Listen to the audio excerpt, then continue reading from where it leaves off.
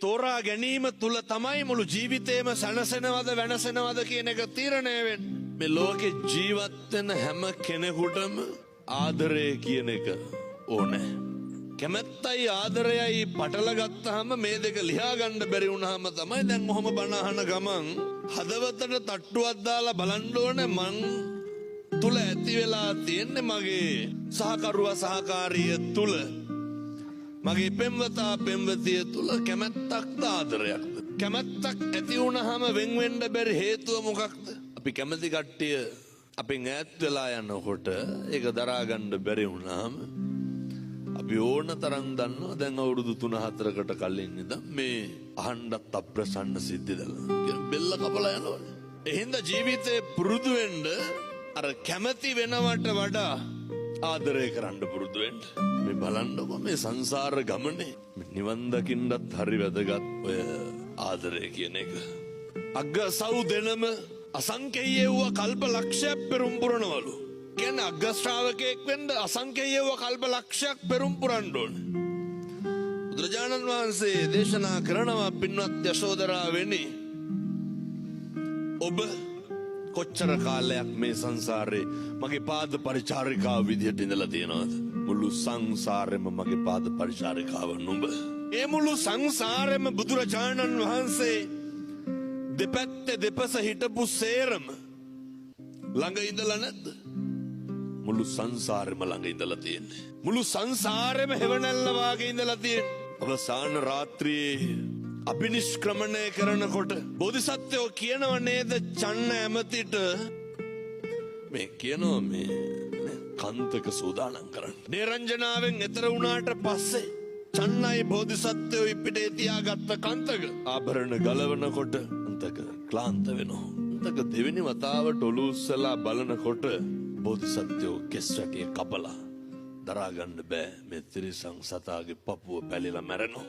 මුළු සංසාරෙම ස්වාමියා කොට තකාගෙන පතාගෙන ආපු ගමන. යශෝදරා උත්තමාවිය බෝධිසත්වයන්ට බුද්ධත්වයේ ලබා ගන්න මේ මහත් සංසාරේ පාරමිතා පුරන්න බිරිඳක් විදිහට ආධ්‍යාත්මික ශක්තිය දුන්නේ කවුද?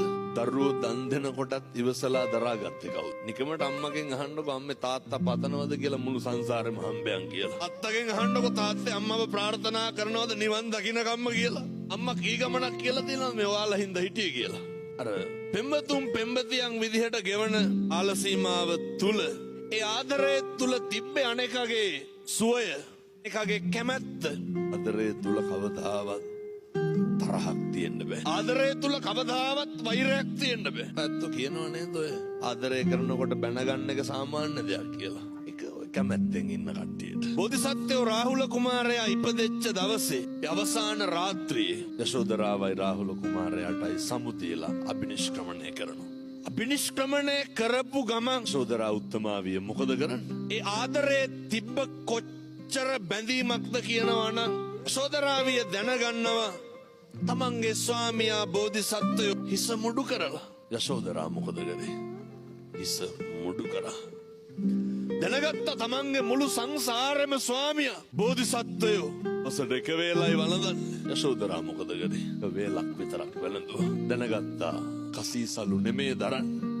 කසීසලු අයින් කරා. අර යශෝදරාවතේ කියනෝ නේද? ගව්වෙන් ගව්ව දිවමාලිග ඉදි වේවා. ප්‍රාර්ථනා කරනවා මගේ ස්වාමියා ගියේ විමුක්තිය හොයාගෙන සත්‍ය සොයාගෙන පතනවා ගව්වෙන් ගව්ව දිවමාලිග ඉදි වෙන්නලු. කවුරු වෙනුවෙන්ද?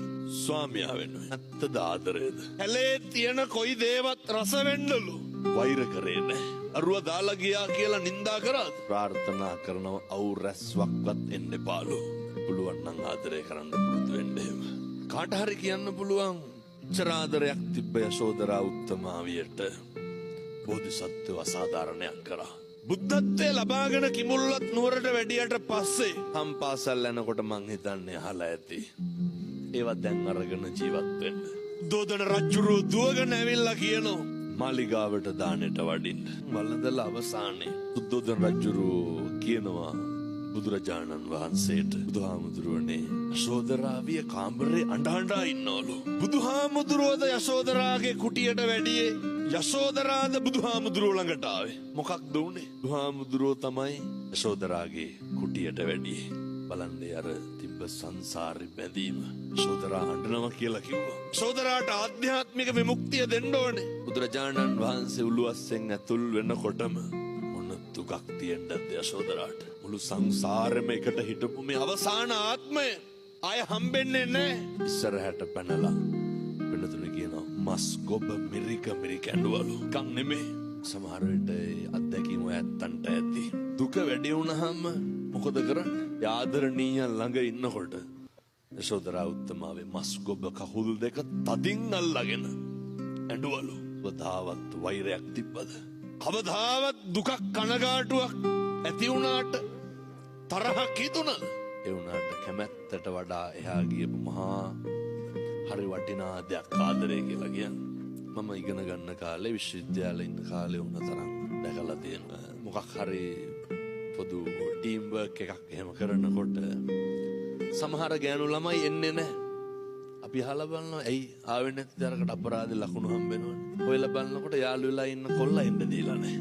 මොකක් හරි නාට්‍යයක් බලන්න යනකොට වලේ එන්නේ නැහැ කියලා අහනකොට යාළු වෙලා ඉන්න කොල්ලා යන්න දීලා නැහැ. කොල්ලොන්ටත් තියෙනවා මේ ඇවිල්ලා පොදු වැඩ කටයුත්තක් කරනකොට මේ යන්න ඕනේ කියලා යනවා. ඇයි කියලා අහනකොට යාළු වෙලා ඉන්න පෙම්වතිය කියලා තියෙන්නේ රෑ 10ට කලින් අනිවාර්යෙන් හොස්ටල් ඉන්න ඕන කියලාලු. මේ වගේ අවසානයේ කොහෙන්ද කෙලවර වෙන්නේ? ඒ බොහෝ දේවල් වලට සමහර විට මහවැලියෙන් වන්දි ගෙවනවා. සමහරක් දේවල් හරි හිතා ගන්න බැරි අමානුෂීය විදිහට වෙන් වෙලා යන්න ඇති. ඒ හැම කෙනෙක්ම තිබිලා තියෙන කැමැත්තක් විතරයි. ආදරේ විතරක් ඉතුරු කරගන්න.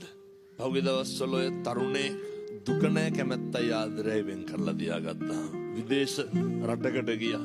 ඒ ගිහිල්ලා අවුරුදු කිහිපයක් මහන්සි වෙලා තමන්ගේ පෙම්වතිය ගෙන්න ගන්න ඕන හින්දා පෙම්වතිය ගෙන්න ගන්න ඕන නිසා ටිකට් එක දාලා වීසා කටයුතු කරලා මට ෆොටෝ වගේක් එවලා තියෙනවා. ඒ පෙම්වතිය කැමති ඇඳුම් සපත්තු කාමරේ ඒ විදිහ සේරම ලෑස්ති කරලා ටිකට් එකක් දාලා ඊට පස්සේ කොහොමරි වෙන කාත් එක්ක හරි සම්බන්ධයක් පවත්වලා ඒක අර තරුණයාට ආරංචි වෙලා තරුණයා මට කියනවා හාමුදුරුවනේ මේ ටිකට් එක දාලා තිබ්බේ ඒ වෙන ප්‍රේම සම්බන්ධතාවයක් නඩත්තු කරපු අර තරුණයාම යම් කිසි ඡායාරූප වගේක් එවලා අර කොල්ලමෙන් අහනවා මං කොහොමද මේක දරාගන්නේ පැහැදිලි කරලා දුන්නා.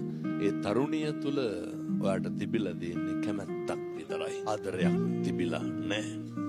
ඒ තරුණිය තුල තිබිලා තියෙන ඔයාට ආශාවක් විතරයි. ඔව්.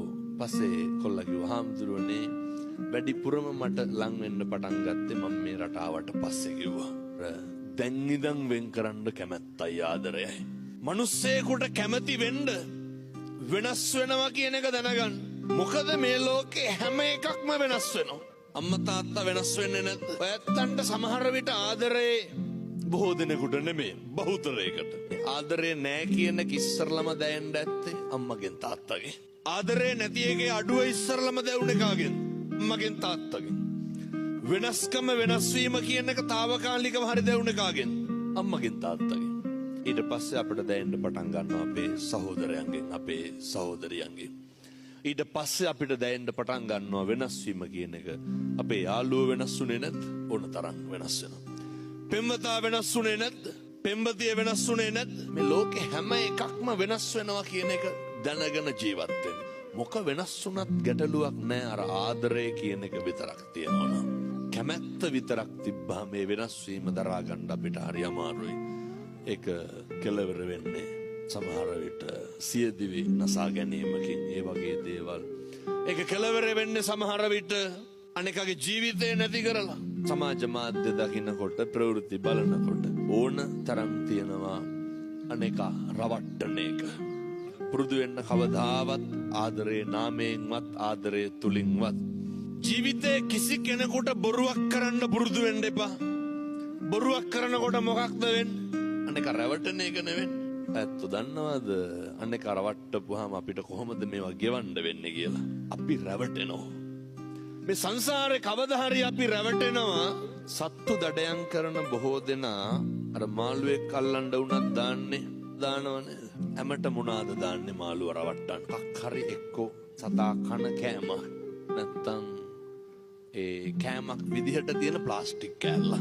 අර කෑමට රැවටිලා ගිහිල්ලා කෑම අල්ලගන්නවා. ඒක කටින්මයි සිද්ධ වෙන්නේ.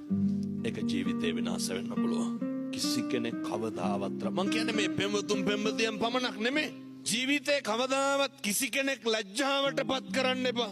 හැම වෙලේම බලන්න ඕන මේ දේ මට වුණා නම් කියන තැන. මේ වේදනාව මේ දුක මට විඳින්න වුණා නම් කියන එක.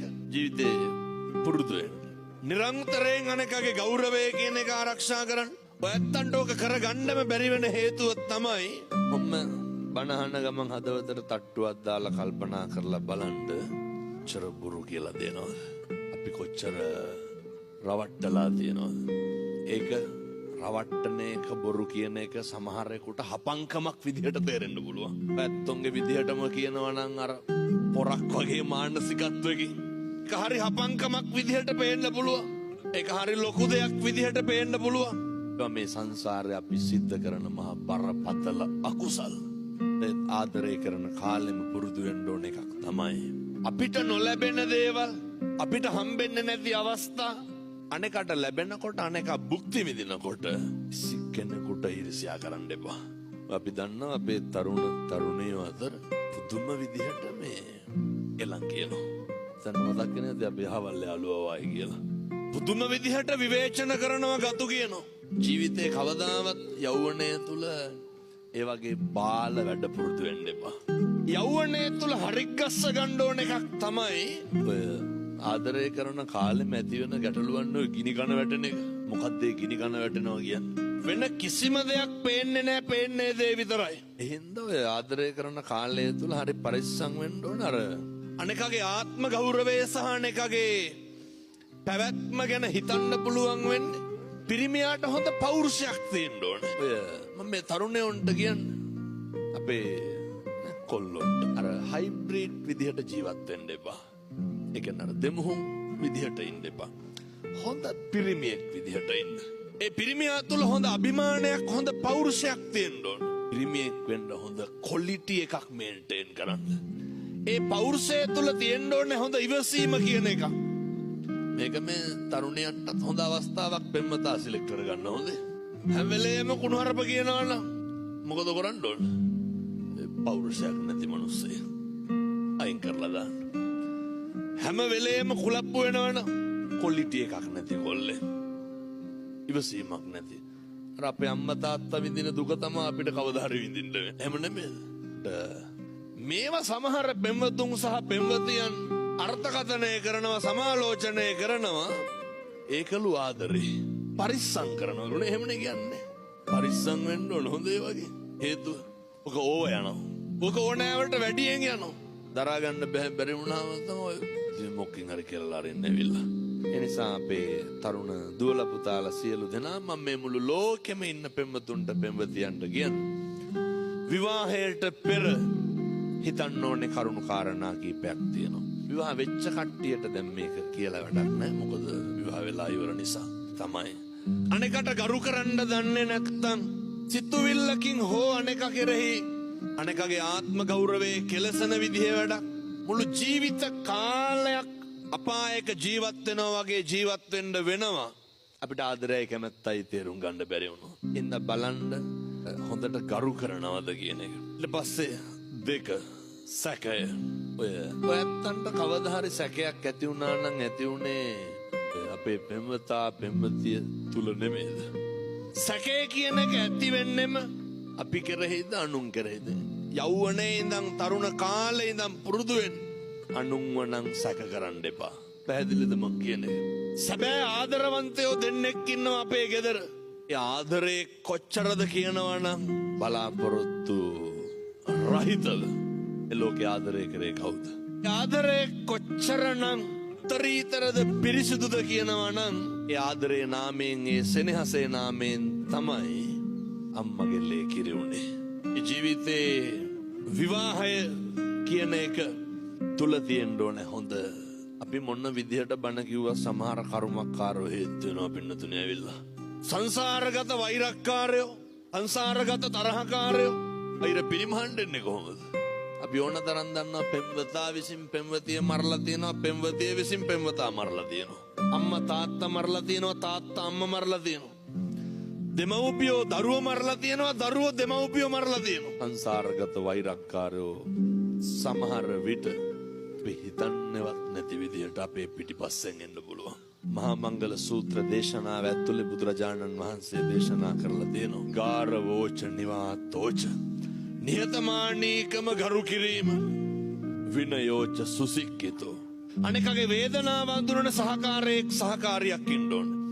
අනෙකගේ කඳුල, අනෙකගේ බඩගින්න.